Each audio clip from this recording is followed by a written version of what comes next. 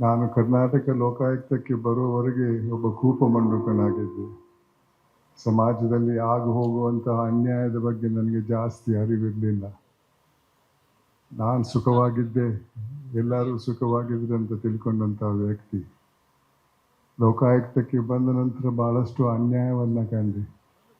ಇದು ಯಾಕೆ ಈ ರೀತಿ ಆಗ್ತಾ ಇದೆ ಅಂತ ನನ್ನಲ್ಲೇ ನಾನು ಚರ್ಚೆ ಮಾಡಿದಾಗ ನನಗೆ ಅನಿಸಿದ್ದು, ಇದು ವ್ಯಕ್ತಿಗಳ ತಪ್ಪಲ್ಲ, ಇದು ಸಮಾಜದ ತಪ್ಪು. ನಾನು ಚಿಕ್ಕವನಾಗಿದ್ದಾಗ ಅಂಥ ಸಮಾಜದಲ್ಲಿದ್ದೆ. ಆ ಸಮಾಜ ಒಳ್ಳೆ ಕೆಲಸ ಮಾಡಿದ್ದವ್ರನ್ನ ಗುರುತಿಸಿ ಪುರಸ್ಕರಿಸ್ತಾ ಇತ್ತು, ತಪ್ಪು ಮಾಡಿದ್ದವ್ರಿಗೆ ಶಿಕ್ಷೆ ಕೊಡ್ತಾ ಇತ್ತು. ಅದು ಕೋರ್ಟ್ ಶಿಕ್ಷೆ ಅಲ್ಲ.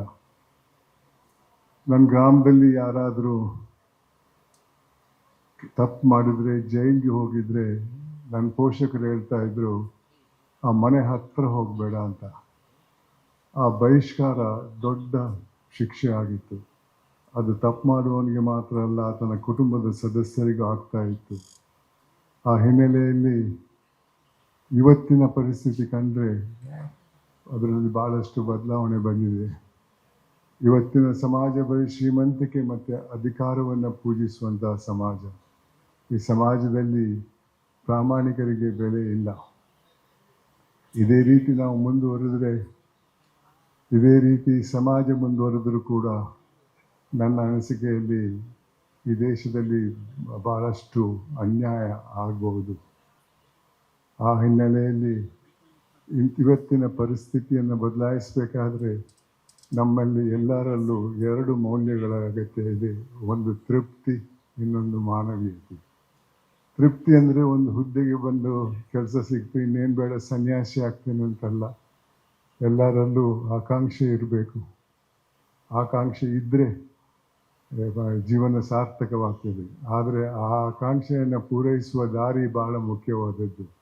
ಪ್ರಾಮಾಣಿಕತೆಯಿಂದ ಕಾನೂನು ಚೌಕಟ್ಟಲ್ಲಿ ಸಂಪತ್ತನ್ನು ಪಡೆದ್ರೆ ಏನೂ ತಪ್ಪಿಲ್ಲ. ಆದರೆ ಇನ್ನೊಬ್ಬನ ಜೇಬಿ ಕೈ ಹಾಕಿ, ಇನ್ನೊಬ್ಬನ ಹೊಟ್ಟೆ ಕಲ್ಲಾಕಿ ಸಂಪತ್ತನ್ನು ಪಡ್ಕೊಂಡ್ರೆ ಅದರಿಂದ ಸೆಂದೂ ಸಂತಸ ಬರಲ್ಲ, ನಿದ್ದೆ ಬರಲ್ಲ. ಅಂಥ ಪರಿಸ್ಥಿತಿಯಲ್ಲಿ ನಮ್ಮ ದೇಶ ಇವತ್ತಿದೆ. ಅದಕ್ಕೆ ಬದಲಾವಣೆ ಯಾರು ತರುವುದು?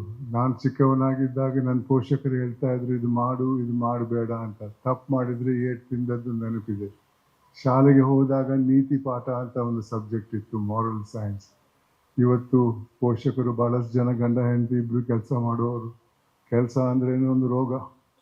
ಅಲ್ಲಿ ಪ್ರಮೋಷನ್ ಆಗಬೇಕು, ದೊಡ್ಡ ಹುದ್ದೆಗೆ ಹೋಗಬೇಕು ಅಂತ ಮಕ್ಕಳ ಜೊತೆ ಸಂಪರ್ಕ ಭಾಳ ಕಮ್ಮಿ ಆಗಿದೆ. ಮಕ್ಕಳಿಗೆ ಒಂದು ಐಫೋನ್ ಕೊಟ್ಟಿರ್ತಾರೆ, ಐಫೋನ್ನಲ್ಲಿ ಯಾವ ಮೌಲ್ಯನೂ ಇಲ್ಲ. ಎಲ್ಲಿ ಕಲಿತಾರೆ ಮಕ್ಕಳು? ಅಂತಹ ಸಮಾಜದಲ್ಲಿ ಇದ್ದೇವೆ ಬಂಧುಗಳೇ. ಈ ಸಮಾಜವನ್ನು ನಾವು ಬದಲಾಯಿಸದಿದ್ದರೆ ಮುಂದೆ ಭಾಳ ಕಷ್ಟ. ಬದಲಾಯಿಸಬೇಕಾದ್ರೆ ನಮ್ಮಲ್ಲಿ ನಾವು ತೃಪ್ತಿ ಅನ್ನೋ ಗುಣ ಅಳವಡಿಸಬೇಕು. ತೃಪ್ತಿ ಇದ್ದರೆ ಜೀವನ ಸಾರ್ಥಕ ಆಗ್ತದೆ. ಅದೇ ರೀತಿ ಇನ್ನೊಂದು ಮೌಲ್ಯದ ಅಗತ್ಯ ಇದೆ, ಇದು ಮಾನವೀಯತೆ. ನಾವು ಹುಟ್ಟುವಾಗ ಮಾನವರಾಗಿ ಹುಟ್ಟಲ್ಲ. ನಾವು ಹುಟ್ಟುವುದು ಹೋಮೋಸಿಪಿಯನ್ಸ್ ಅನ್ನೋ ಒಂದು ಗುಂಪಿಗೆ. ಅದಕ್ಕೂ ಮಾನವೀಯತೆಗೂ ಭಾಳ ವ್ಯತ್ಯಾಸ ಇದೆ.